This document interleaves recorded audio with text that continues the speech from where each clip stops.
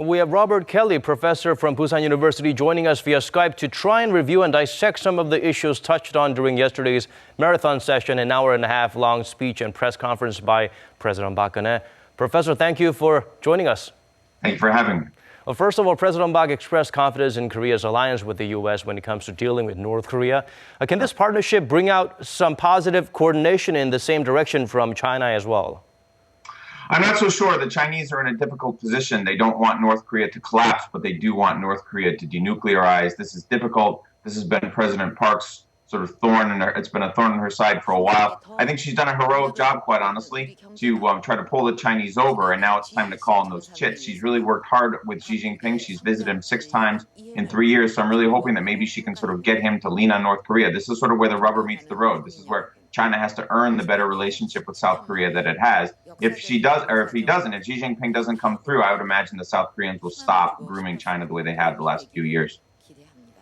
Okay, Professor, the question at the tip of many reporters' tongue during the Q&A session was obviously the landmark agreement with Japan on wartime sexual enslavement issue. Sure. It was explained in detail by President Park Geun-hye that this was the best possible outcome in the shortest span of time because time is of the essence. The ladies, they are in their twilight years. How do you view this deal? Well, I do think, I mean, the sort of the criticism from the left and many in South Korea who dislike the deal is that this was sort of, that South Korea was kind of pushed into this by the Americans, and there was a lot of external pressure on South Korea to wrap this issue up because of the North Korean nuclear program and the rise of China. I do think that's true. I think there is a lot of geopolitical pressure on South Korea and Japan to work together. I have to admit, I am surprised, actually, that South Korea agreed to a deal that, in my opinion, is somewhat lenient on the Japanese position. That said, I do think it's a good idea that this eventually be wrapped up. I mean, I do actually think that at some point, Japan and Korea need to move on. I mean, whether or not this is enough to satisfy the comfort women, I think that's sort of a moral issue beyond sort of my own personal space. But I am surprised that South Korea went for this, and I'm not surprised that the comfort women are on the street. I think the big, to protesting it, I think the big issue for the future then is whether or not the left will use this as a political issue in the parliamentary elections in April. If this becomes politicized, if this becomes a partisan issue between right and left, it will not disappear as the deal says it should.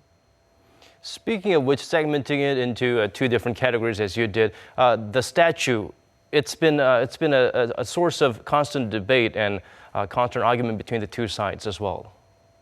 Yeah, the statue is a tough one. I mean, the Japanese claim on the statue is that it violates the Vienna Convention regarding diplomacy, which says that embassies should not be unnecessarily harassed. Whether or not this counts for that is difficult to say. The Koreans and Japanese have gone around on this for a while. If the deal sticks, that is to say, if the nationalist NGOs, the civil society groups, and the comfort women eventually desist and they go along with the deal, eventually I think there will be pressure to move the statue. Certainly we know the Japanese want that. There may be a park or something like that set up for the comfort women, some kind of memorial, and the statue could be put there. But I don't think the statue can be moved for a while. I think first the Park government has to get out there and convince particularly the left and the nationalist NGOs that this is a good deal. And they haven't done that. The deal has not yet been sold to the South Korean public, and I think that's its weak spot.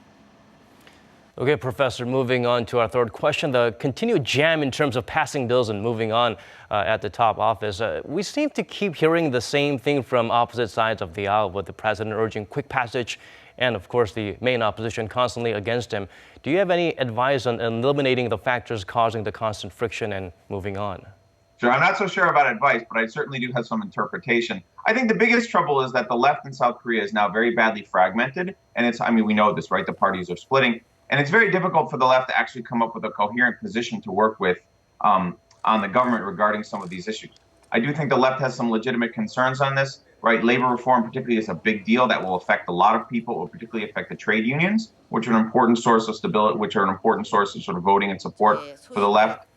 The counterterrorism thing is also sort of difficult, right? Korea does not actually, I would argue, Korea does not actually have a substantial internal terrorism problem. And you could argue that North Korea constitutes terrorism, but that's kind of a dicey discussion.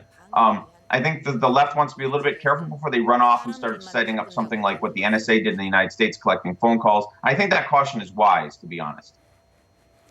Okay, Professor Robert E. Kelly from Department of Political Science and Diplomacy, Busan National University. Thank you so much for your time today. Thank you for having me.